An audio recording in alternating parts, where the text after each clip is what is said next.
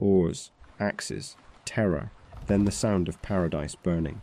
October 844 AD, 3,000 Viking warriors sailing towards Seville with one purpose: take everything that wasn't nailed down and burn the rest. Facing them, 60,000 civilians, stone walls that had never fallen, and the military might of the Umayyad Caliphate, stretching from Spain to North Africa. The cultural collision was total. Pagan Northmen who believed Valhalla awaited versus Muslims who believed paradise was promised. Viking axes versus Moorish curved swords.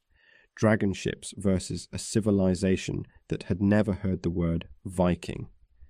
But here's what makes this siege truly extraordinary. The Muslims won the battle, but lost something far more precious.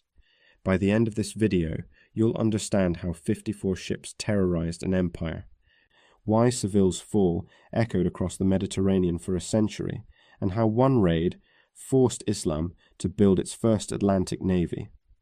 By 844 AD, the Umayyad Caliphate had transformed Spain into something Europe hadn't seen since Rome fell. Al-Andalus wasn't just a kingdom. It was a civilization that made Christian Europe look like a collection of mud-walled villages by comparison.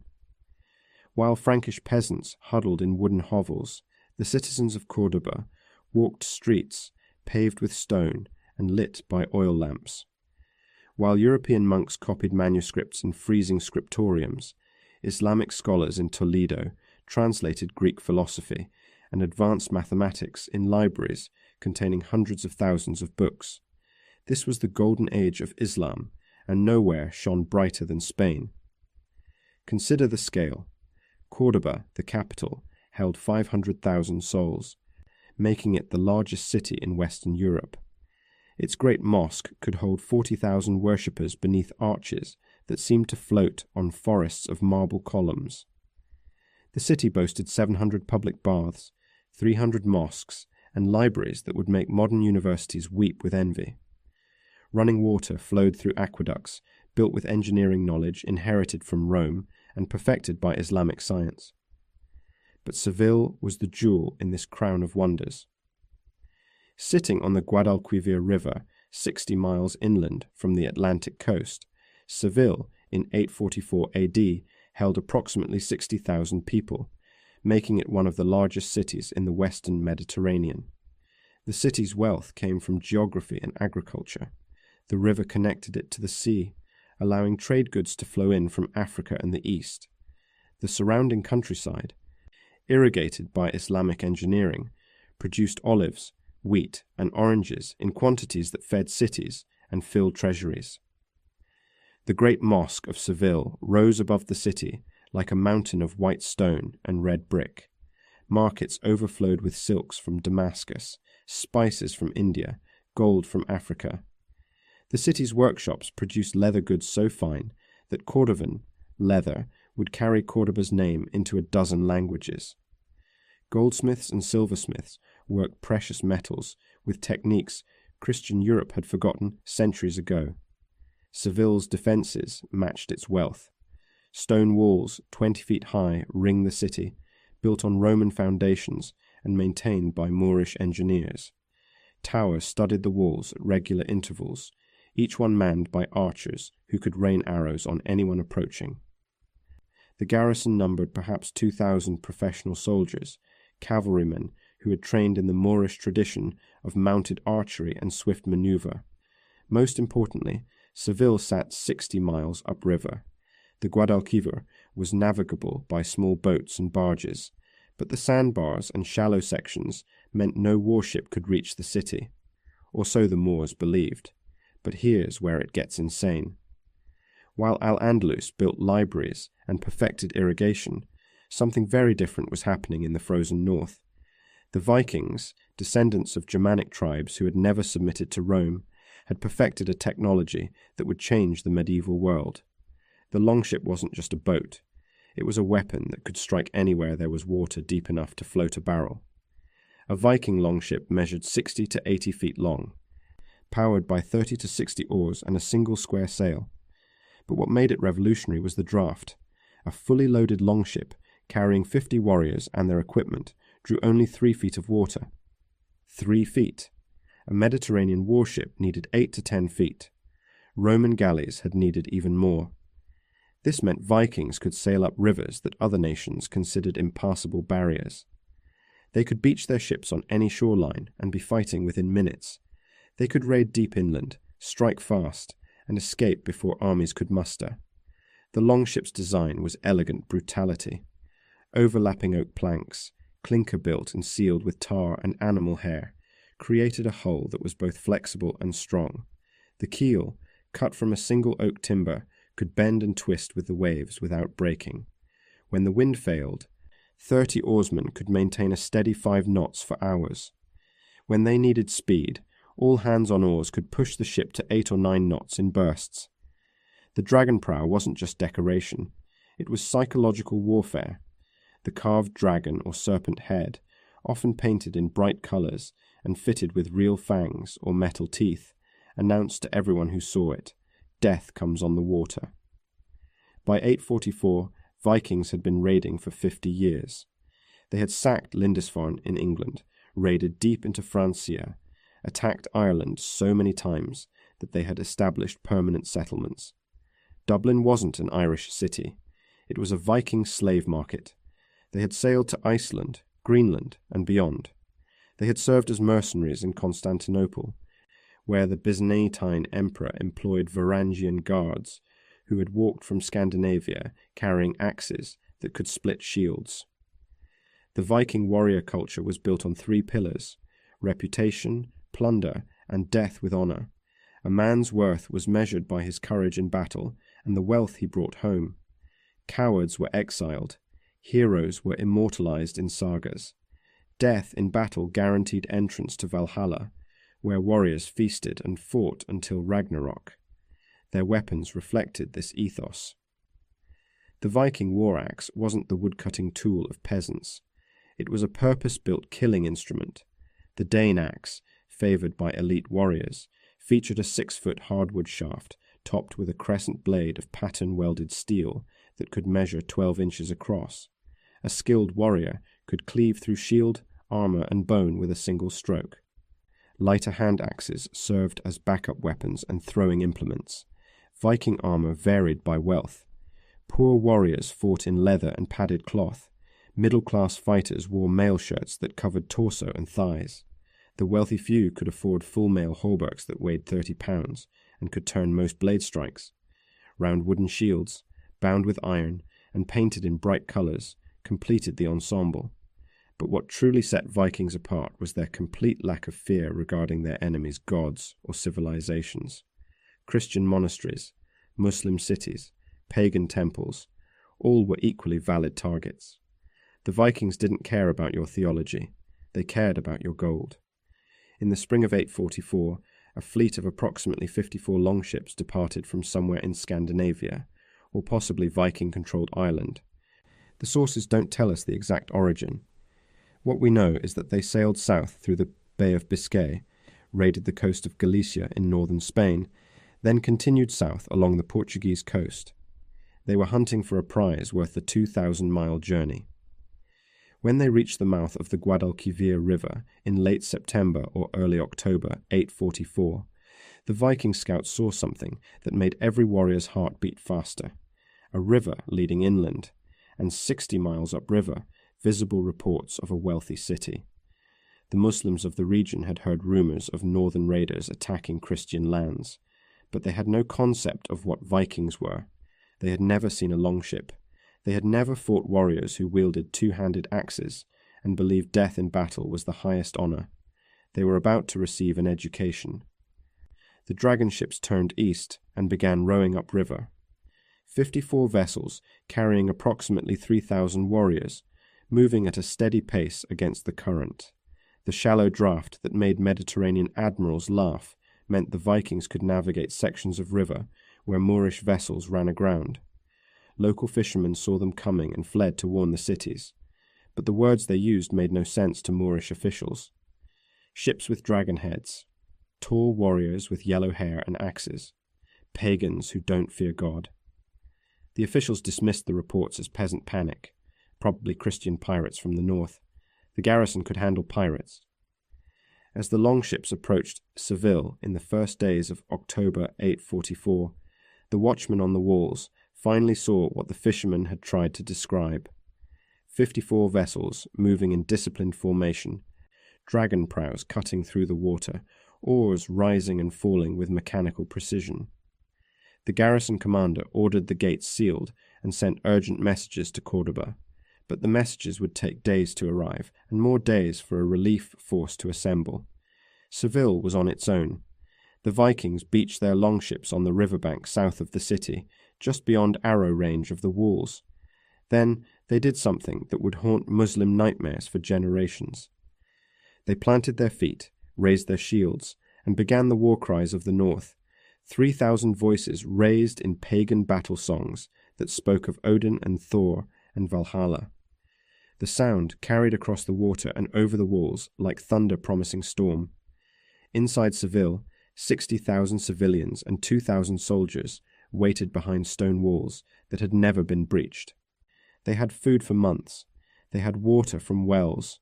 They had faith that Allah would protect the faithful from northern demons. What they didn't have was experienced fighting warriors who viewed death as victory and saw their golden city as nothing more than the world's most beautiful target.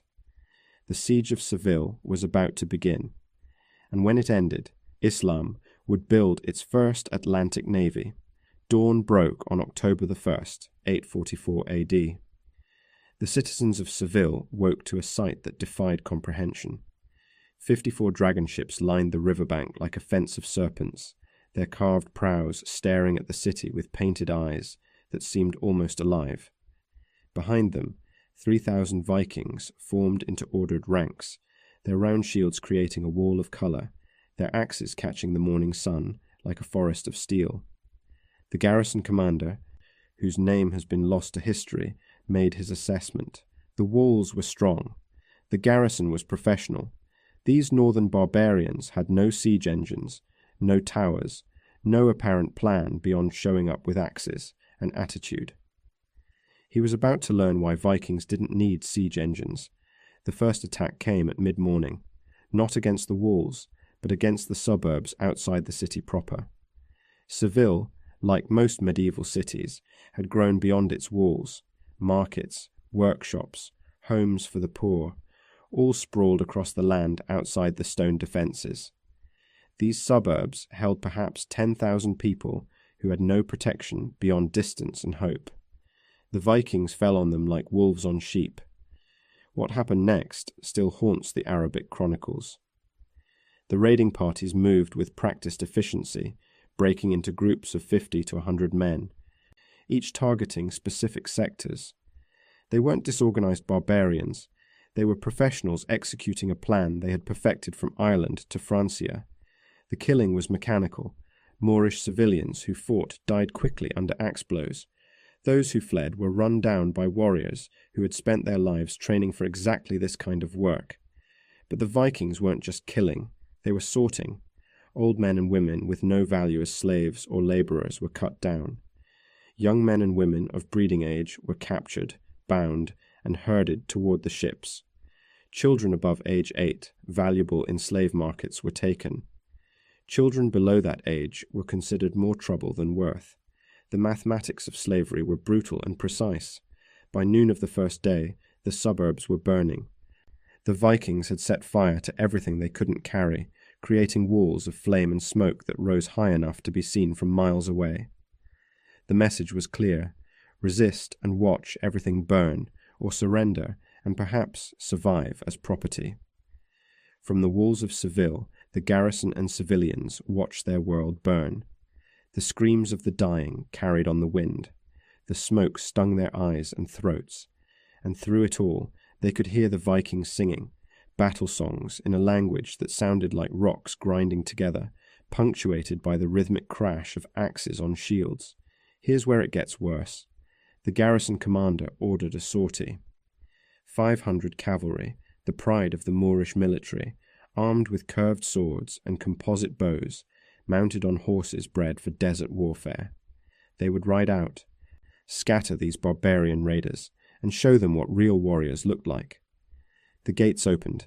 The cavalry charged. The Vikings were ready. As the Moorish horsemen thundered toward them, the Viking shield wall closed ranks. Round shields overlapped, creating a wooden barrier studded with steel boss and bound with iron. Behind the shields, axes waited. The front rank knelt, bracing shields against the ground. The second rank stood, shields raised. The third rank held axes at ready. The charge hit the shield wall like a wave hitting a cliff. Horses, unable to stop their momentum on the soft riverbank soil, crashed into the barrier. Some tried to leap it. Some reared and threw their riders. The Vikings waited for exactly this moment of chaos, then the axes came out. What happened next was butchery elevated to art form. The two-handed Dane axes, swung by men who had trained since childhood, carved through horseflesh and human bodies with equal ease. The sound was wet, meaty, final. Horses screamed and thrashed, their blood steaming in the cool morning air.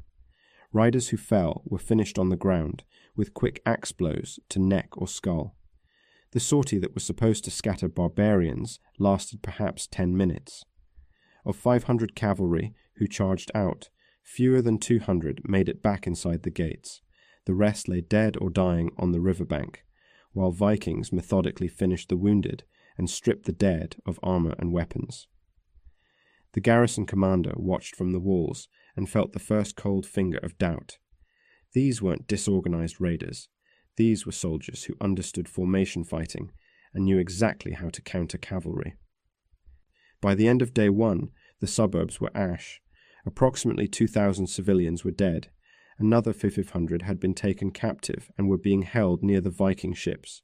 The sortie had failed catastrophically, and the Northmen had established a complete blockade of the river, preventing any supplies or reinforcements from reaching the city by water. But wait, it gets worse. On day 2, the Vikings demonstrated their understanding of psychological warfare. They brought the captives within sight of the walls and began sorting them again. Women and children deemed valuable were loaded onto ships. Men of fighting age were given a choice: convert to service with the Vikings or die. Most chose death. The Vikings respected that. They killed them quickly, without torture, then stacked the bodies where the garrison could see them. The message was elegant in its brutality.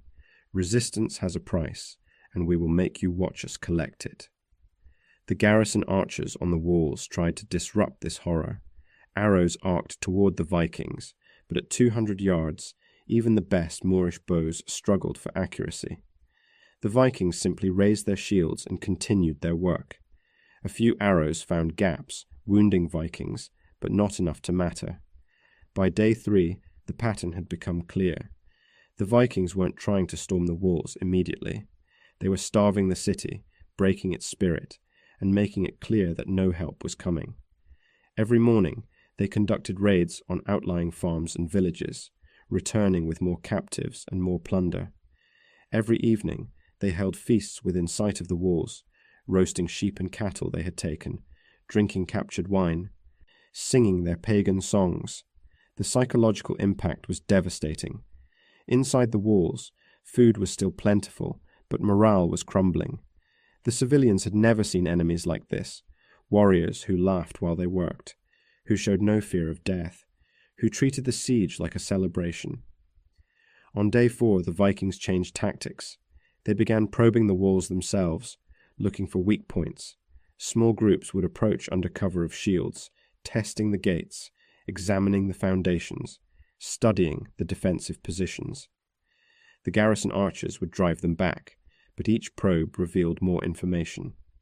The Vikings were learning the city's defenses with the patience of craftsmen studying a lock. Meanwhile, the messengers Seville had sent to Cordoba on day 1 had finally reached the capital. Emir Abd al-Rahman II received the news with the shock it deserved. Northern barbarians besieging one of his major cities. Pagans who had sailed up a river and attacked the heart of Al-Andalus. He immediately ordered a relief force assembled, 15,000 men, cavalry and infantry, the largest army he could muster quickly, but assembling that many troops, gathering supplies, and marching 250 miles would take time. minimum 10 days, more likely 2 weeks. Seville would have to hold. On day 5, the Vikings demonstrated why their reputation had spread terror across Europe. They brought siege ladders, not sophisticated siege engines, just simple wooden ladders, but ladders nonetheless. At dawn, 500 Vikings formed up in close formation, shields raised against the arrows that began falling immediately, and charged the eastern wall. The assault was coordinated chaos. Vikings reached the wall, threw up their ladders, and began climbing while their companions held shields overhead to protect them from the arrows raining down. The garrison defenders met them at the top with swords and spears, fighting hand-to-hand on the narrow walkway. For 3 hours, the battle raged along 100 yards of wall. Vikings climbed. Moors pushed them back. More Vikings climbed. The stone walkway became slick with blood from both sides. Bodies fell from the walls, some Vikings, some Moors, all of them adding to the growing pile at the wall's base. But here's what the garrison didn't understand. This wasn't the real attack. This was reconnaissance in force. The Vikings were testing response time, measuring defender strength, identifying which sections of wall were most heavily defended and which were vulnerable. By noon, the Vikings pulled back, having lost perhaps 50 men, but they had learned everything they needed to know. That night, as Seville tended its wounded and buried its dead, the Viking commanders held council. They had identified the weak point. The southern gate, where the wall met the river, was less heavily defended. The garrison had concentrated forces on the eastern approaches, assuming that's where the main assault would come. They were wrong. On day 6, the Vikings began assembling their forces along the southern approach. The garrison, realizing too late what was happening, rushed troops to reinforce the southern wall, but the Vikings had already decided on something more direct. They were going to burn their way in. As the sun set on day 6, Viking work parties began constructing something that made the garrison's blood run cold. Fire ships. They were taking their smaller boats, filling them with everything flammable they could find: oil, dried grass, wood soaked in animal fat, and preparing to set them loose against the river gate. The garrison knew what was coming. They knew that if those fire ships reached the river gate and ignited, the wooden portions of the gate structure would burn. And when the gate burned, the Vikings would pour through. On the morning of day 7, the Vikings made their move. The fire ships were set ablaze and pushed toward the river gate on the morning current. Behind them, 54 longships filled with warriors began rowing hard toward the southern wall. The garrison archers fired everything they had at the fire ships, trying to sink them before they reached the gate. Some arrows found their marks. Some ships sank or veered off course. But 3 fire ships reached the gate and exploded into walls of flame that reached 30 feet high. The wooden gate structure caught immediately. The iron reinforcements held for a few minutes, then began to warp and sag from the heat. The stone around the gate cracked from thermal shock, and then, with a sound like thunder, the southern gate collapsed inward. 3,000 Vikings roared as one and charged. The breach was chaos made flesh. Vikings poured through the collapsed southern gate like water through a broken dam, their war cries shaking the morning air, their axes already red with blood from the defenders who had tried to hold the choke point. The narrow streets of Seville, designed for merchants and scholars, became killing corridors where Moorish discipline collided with Viking fury. The garrison commander threw everything he had at the breach. 500 men formed a desperate shield wall 3 streets back from the gate, trying to contain the flood of Northmen. Moorish archers on rooftops rained arrows down into the press of bodies. Cavalry tried to charge through side streets, using mobility to strike Viking flanks. None of it was enough. Here's where it gets insane. The Vikings fought in the close quarters with a ferocity that Moorish soldiers, trained for open-field cavalry warfare, simply couldn't match. In the narrow streets there was no room for horse maneuver, no space for the elegant swordwork that Moorish warriors had perfected, just brutal face-to-face murder with axes that could cleave through helmet and skull in a single blow. The sound was apocalyptic, steel on steel, axes on shields, men screaming in Arabic and Norse, prayers to Allah and oaths to Odin mixing in the bloody air. The cobblestones, carefully laid by Islamic engineers, became slick with blood and worse things. Bodies piled in intersections where defense lines had collapsed. Young Ahmad, a 16-year-old militia member whose name appears in one Arabic chronicle, found himself facing a Viking giant who stood head and shoulders above him. The Norseman's beard was braided with silver wire, his arms thick as tree trunks, his axe already dripping with the blood of Ahmad's friends. For 3 heartbeats they stared at each other. Ahmad had trained for this, had practiced sword forms since childhood, had prayed to be brave. The Viking's axe took his head off in one stroke before Ahmad could even raise his blade. But the Moorish defenders weren't breaking. They fell back street by street, building by building, making the Vikings pay in blood for every yard of sacred ground. Archers on rooftops continued their deadly work, forcing Vikings to advance with shields raised, slowing their momentum. Pockets of defenders held out in fortified buildings, turning homes and workshops into miniature fortresses. The battle fragmented into a dozen smaller fights, each one desperate, each one final. By mid-morning, the Vikings had advanced 3 streets into the city. Bodies lay everywhere, Moor and Viking both, testament to how hard each side was willing to fight. The invaders had lost perhaps 200 men, more than they'd lost in all the previous 6 days combined. The defenders had lost twice that, but they were trading space for casualties, making the Vikings bleed for every street. Then, the Vikings reached the Great Mosque. The Mosque of Seville in 844 wasn't the massive structure that would be built later. But it was still magnificent, white stone walls inlaid with Arabic calligraphy praising Allah, a courtyard with fountains where the faithful performed ablutions before prayer, a minaret rising toward heaven, calling believers to worship 5 times daily. It was the spiritual heart of the city, the place where heaven touched earth. The Vikings saw gold. The doors were barred from inside, defended by 50 men who had sworn to die before letting pagans defile sacred ground. The Vikings didn't bother negotiating. They brought up their fireship's remaining oil, splashed it against the doors, and set it ablaze. When the doors collapsed, they charged through the smoke and flames into the courtyard beyond.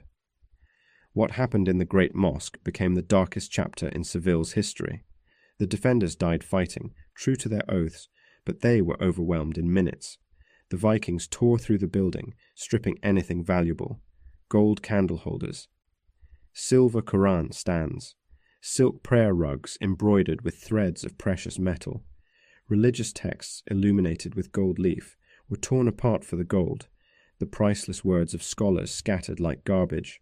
But wait, it gets worse. As the Vikings were plundering the Great Mosque, the garrison commander made his final gambit. He pulled every remaining soldier from the walls and threw them at the Viking rear, trying to cut the invaders off from their ships and trap them inside the city. It was desperation tactics, the move of a man with no good options left, but it almost worked.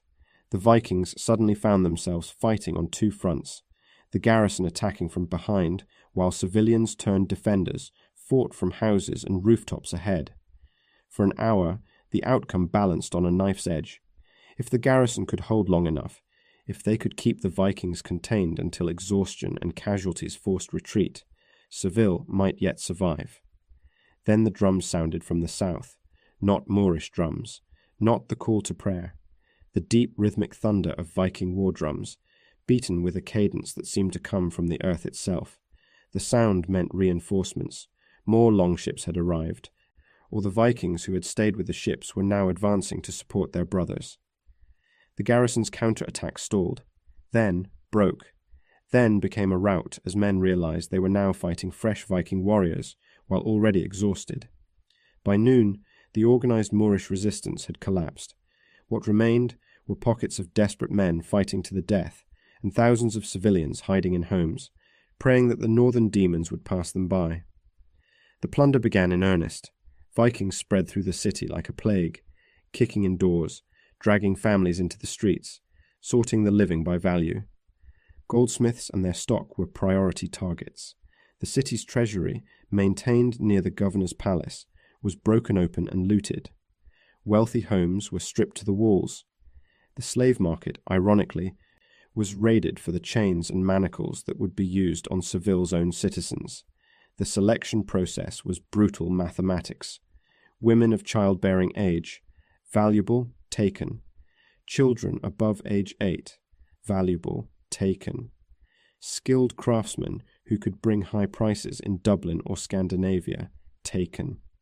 Everyone else was a liability, consuming food and requiring guards, so they were released or killed depending on whether they resisted.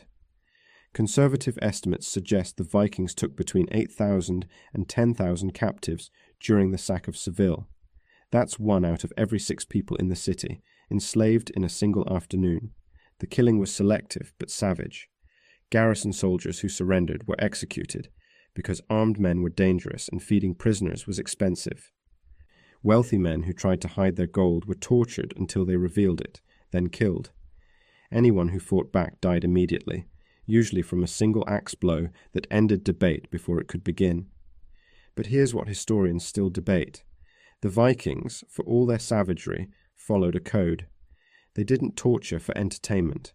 They didn't rape as systematic policy, though individual violations certainly occurred. They killed quickly when they killed, without the elaborate executions that other medieval armies practiced. They were professionals at violence, not sadists who enjoyed suffering.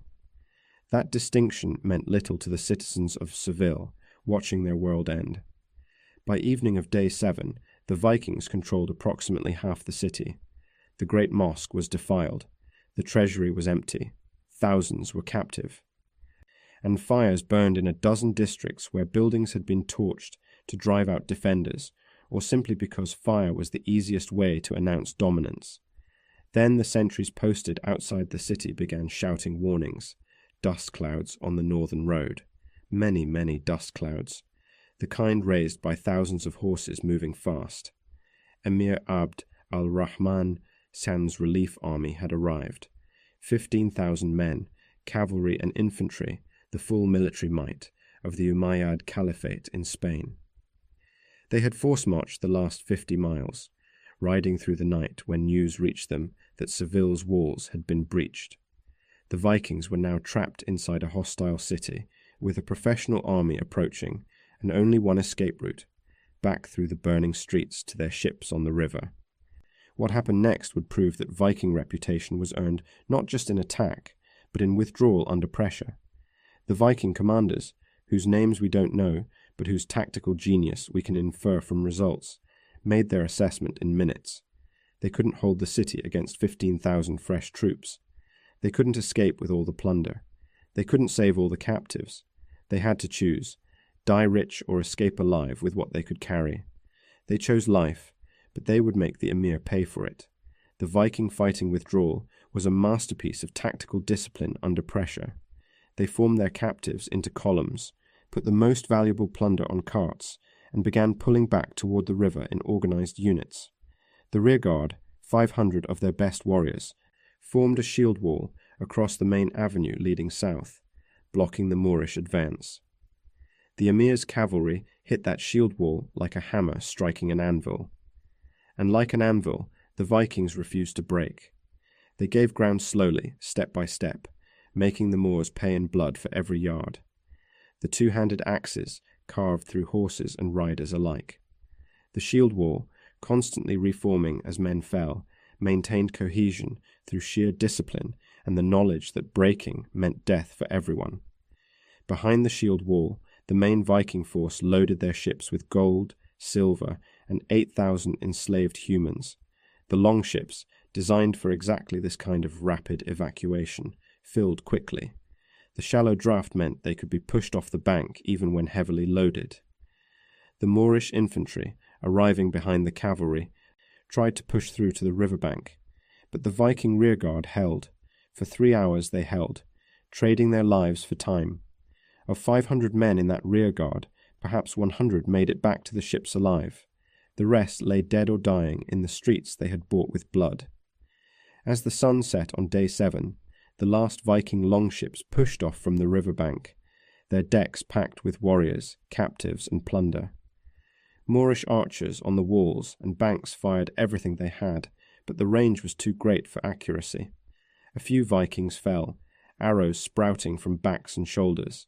A few captives died, caught in the same arrow storm, but the bulk of the fleet escaped intact, rowing hard downriver toward the sea, carrying enough wealth to make every warrior rich, and enough slaves to flood the Dublin market for months. Behind them, Seville burned. The great mosque was violated. 10,000 citizens were gone, enslaved or dead. The richest city in Western Europe had been humbled by 3,000 pagans who had sailed up a river that shouldn't have been navigable. The emir's army rode into a city of smoke and weeping. They had saved Seville, but they had saved a corpse. As the smoke cleared over Seville, the city counted its dead and discovered that numbers alone couldn't capture the horror. The official tallies, recorded by Arab chroniclers like Ibn al-Qutiyya decades later, estimated 4,000 citizens killed during the siege and sack. Another 8,000 to 10,000 had been taken as slaves, loaded onto Viking longships, and carried away to Dublin slave markets, where they would be sold to the highest bidder or shipped further north to Scandinavia. But the real damage went deeper than mathematics could measure. The great mosque had been defiled. Sacred texts had been torn apart by pagan hands seeking gold leaf. The courtyard where faithful had washed before prayer was stained with blood. The minaret, which had called believers to prayer 5 times daily, stood silent, its brass bell stolen by Vikings who valued the metal more than its purpose. Entire neighborhoods had been burned to ash. The Jewish quarter, the Christian quarter, the Muslim districts, the Vikings hadn't discriminated. They had burned what they couldn't carry, and carried what they couldn't burn. Workshops that had produced goods for 3 generations were gone. Family homes that had stood for a century were rubble. The carefully engineered irrigation systems that had made Seville's gardens legendary were damaged by fire and neglect. The survivors wandered through ruins that 3 weeks earlier had been paradise, searching for family members who would never be found. Mothers called names of children who were already 100 miles downriver, chained in the belly of a dragon ship. Husbands searched for wives who would spend the rest of their lives as slaves in Dublin or Oslo, or places whose names they couldn't even pronounce. Emir Abd al-Rahman II rode through the devastation with his generals and felt something the Umayyad Caliphate had not felt in Spain for a century: vulnerability. His army had arrived too late. His walls had failed. His garrison had fought bravely and died uselessly. And most terrifying of all, he had no idea how to prevent this from happening again. Because the Vikings had escaped, with the gold, with the slaves, with their ships intact and their spirits unbroken, and everyone knew what that meant. They would come back. Here's what your history teacher never told you. The Viking raid on Seville in 844 AD wasn't just a military defeat. It was a psychological earthquake that shattered assumptions the Islamic world had held for 2 centuries. Al-Andalus was supposed to be safe, protected by distance from the northern barbarians, shielded by the Mediterranean, which Muslim navies controlled, insulated by cultural sophistication that made Christian Europe look primitive by comparison. The Vikings had proven all of that wrong in 7 days. The emir's response was immediate and comprehensive. Within weeks of the sack, he issued orders that would reshape the military posture of Islamic Spain. Every coastal city from Gibraltar to Barcelona was to construct watchtowers, manned day and night, to spot dragon ships before they could penetrate upriver.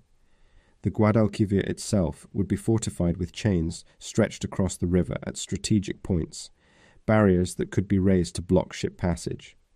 But the most revolutionary change was the navy. Before 844, the Umayyad Caliphate in Spain had no significant Atlantic naval force.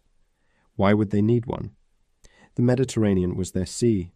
The Atlantic was where Christian barbarians drowned in storms, and Viking pagans raided each other. It wasn't a Muslim problem. Seville changed that calculation permanently. Abd al-Rahman Naku ordered the construction of the first Muslim Atlantic fleet. Shipyards in Seville, once rebuilt, began producing warships designed specifically to counter Viking longships. These weren't the heavy dromons of Mediterranean warfare.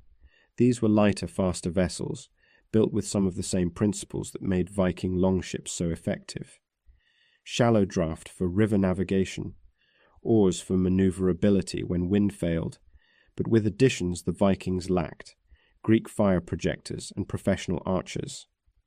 Within 2 years, 40 warships patrolled the Andalusian coast. Within 5 years, the fleet numbered over 100. The investment was staggering, draining treasury reserves and requiring new taxes. But the EMA had learned an expensive lesson: prevention costs less than recovery. The fortification program was equally massive. Every city within 50 miles of the coast received funds to strengthen walls, build new towers, and maintain permanent garrisons. The watchtower system created an early warning network that could light signal fires visible for miles, giving coastal cities hours or even days of warning before raiders arrived.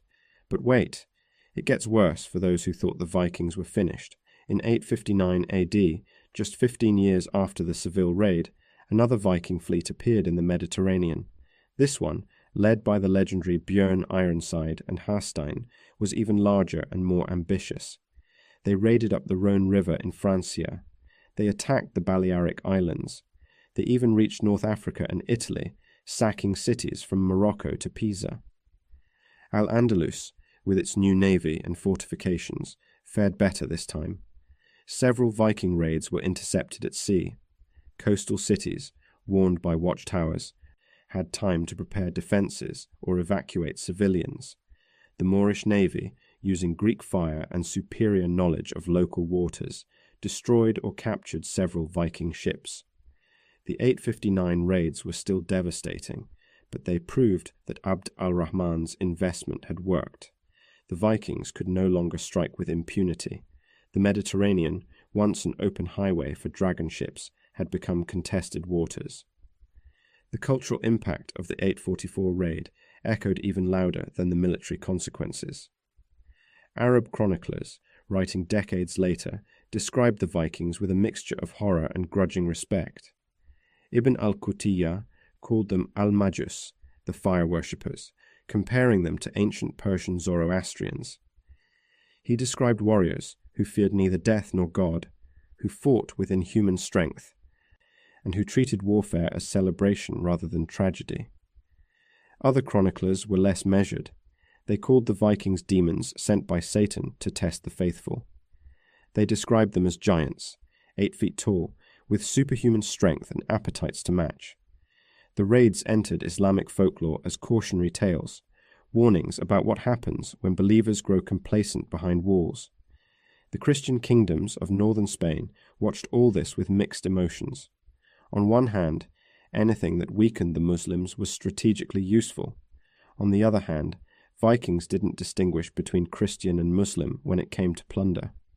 If they could raid Seville, they could raid Santiago de Compostela. And eventually they did. The Viking threat forced an unusual cooperation between Christian and Muslim kingdoms in Spain. Intelligence about Viking movements was shared. Diplomatic channels, normally used for hostage negotiations and temporary truces, carried warnings about dragon ship sightings. The northern menace created a temporary détente between religions because both sides recognized a common enemy. Archaeological evidence continues to emerge that confirms and expands the written records. In 2008, excavations in Seville uncovered mass graves dating to the mid-9th century, filled with bodies showing evidence of violent death, battle trauma, axe wounds, burns from fires. In 2012, a Viking sword was discovered in a riverbank near Seville, its blade pattern welded in the Norse style, its pommel decorated with silver wire.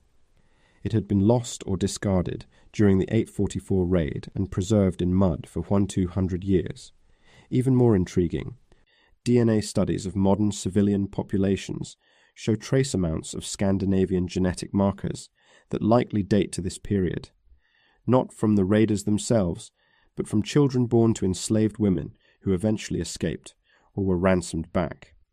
The Vikings left their mark on Seville in ways that outlasted the fires they set. Modern military historians study the 844 raid as a case study in asymmetric warfare. The Vikings had no technological advantage. Their weapons weren't superior. Their tactics weren't revolutionary.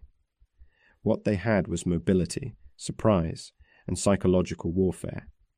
They struck where defenses were weakest, moved faster than conventional forces could respond, and created terror that multiplied their effective strength. The U.S. Naval War College includes Seville 844 in its curriculum on riverine warfare. The lesson isn't about axes and longships. It's about how small, mobile forces can strike strategic targets deep in enemy territory when they understand geography better than the defenders. Every insurgent force that has ever used rivers to penetrate inland defenses is following the playbook the Vikings wrote. The human cost, though, remains the story's darkest chapter. Of the 8,000 to 10,000 enslaved citizens of Seville, we know almost nothing. A few were ransomed back by wealthy families who could afford the staggering prices Vikings demanded. A handful appear in later records, having escaped and made their way home through years of wandering, but the vast majority disappeared into the slave markets of Dublin, Oslo, and Constantinople, their names forgotten, their descendants absorbed into populations that never knew their origins. One Arab chronicle mentions a civilian scholar who was enslaved during the raid and later bought by a Viking chieftain who valued his mathematical knowledge. The scholar lived in Norway for 12 years, teaching navigation and astronomy to Vikings, who used his knowledge to raid even more effectively. When he was finally ransomed, he returned to Seville a broken man, who never spoke of his captivity and died within a year of his return. That scholar's story, multiplied by thousands, represents the true cost of the raid. Not just the dead, who at least found rest, but the living who were ripped from everything they knew and forced into lives of servitude among people whose language they couldn't speak and whose gods they couldn't understand. By the time Abd al-Rahman II died in 852 AD, Al-Andalus had been transformed.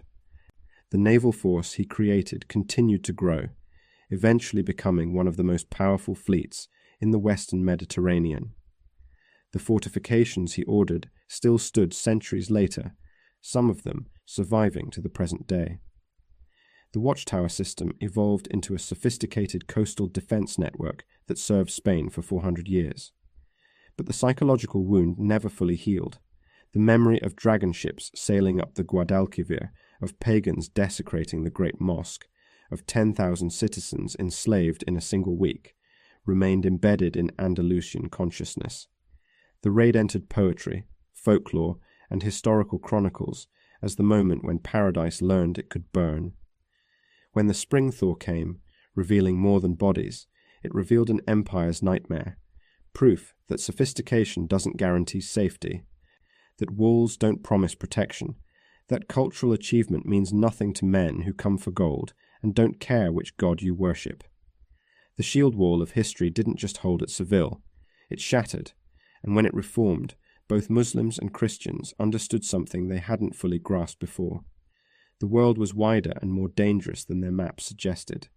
The North remembered them, even if they had forgotten the North, and when dragon ships appeared on the horizon, no amount of prayer or preparation could fully protect against warriors who viewed death as victory and treated war as worship. This is why the 844 raid matters more than its casualty count suggests. It changed the strategic calculus of an entire civilization. It forced Islam to become a naval power in waters it had ignored. It created defense doctrines that persisted for centuries. And it proved something that empires always learn eventually, but never expect, that no matter how strong your walls, how sophisticated your culture, or how faithful your prayers, someone is always sailing from somewhere you've never heard of, carrying weapons you can't imagine, seeking wealth you thought was safe. When dragon ships met minarets, both worlds changed. When pagans met the faithful, paradise learned to build watchtowers. When the north sailed south, the south learned to sail north.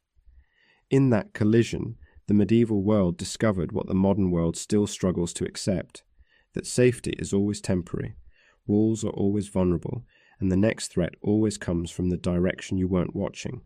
The Vikings left Seville carrying gold and slaves, but they left behind something more valuable to historians, proof that civilizations collide not through choice, but through geography and ambition, that the arc of history bends not toward justice, but toward whoever builds the better ship. As the last dragon prow disappeared down the Guadalquivir, carrying the plunder of paradise toward horizons unknown, Seville began the long work of rebuilding. The dead were buried. The ransomable captives were negotiated for. The walls were repaired. The great mosque was reconsecrated. Life, as it always does, continued. But on quiet nights, when the wind came from the south and carried the smell of the sea, the citizens of Seville would look toward the river and remember. Remember the morning when dragon ships appeared. Remember the sound of axes on shields. Remember the 7 days when the world's richest city learned that wealth means nothing when the wolves come sailing. They came as raiders. They left as legends, and the memory remains, carved deeper than any inscription, more permanent than any monument. When the north met the south, both learned fear. When pagans met paradise, paradise built a navy. And when it was over, the world understood that no city, no matter how far inland or how well defended, was truly safe when men who didn't fear death decided it was worth raiding.